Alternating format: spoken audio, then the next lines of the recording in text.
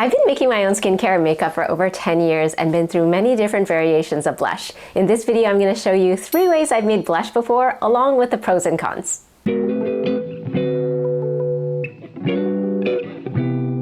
So the first way I've made blush before is by using beetroot powder, and I think the color alone is really beautiful. Beetroot powder alone has the perfect shade for me. If you want it darker, add cocoa powder, and if you want it lighter, add arrowroot powder.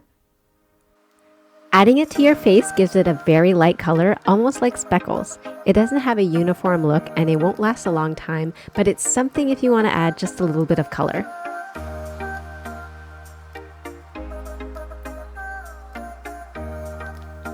Over time, beetroot powder can clump, so I like to take a pestle and mortar to break things up and make it powder-like again. I've made blush using mica powders. When you buy it, it's a mix of oxides for pigment, and mica, you can get it in so many different colors. You can mix various colors of mica powders to create different variations. I made this one using a bright pink mica and cocoa powder to make it a deeper color. Arrowroot powder was used to lighten it a bit. This coral colored blush is mixed with bright pink and yellow mica. Mica powder is shimmery and it will make you a bit shiny. I find it can give you a healthy looking glow, but if you don't like that, you may want to stick to beetroot powder instead.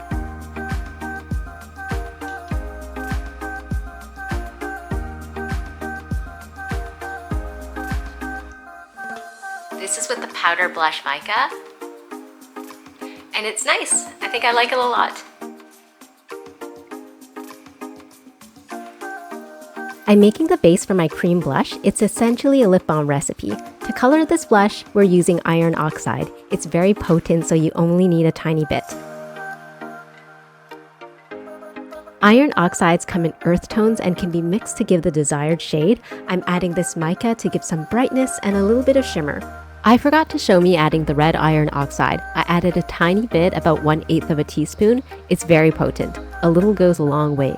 Iron oxide also suspends in oil without falling to the bottom, so we'll have a uniform product.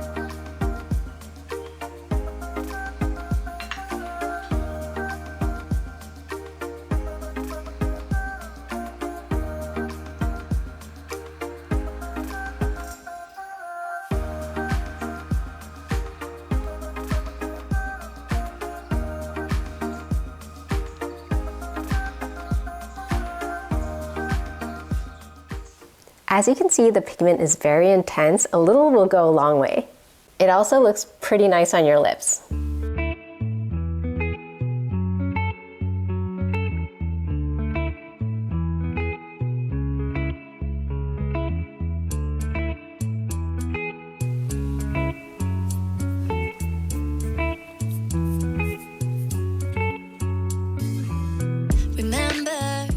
Oh yes, I forgot to mention that you can also use this as an eyeshadow for on top of your eyelids to give it some nice color.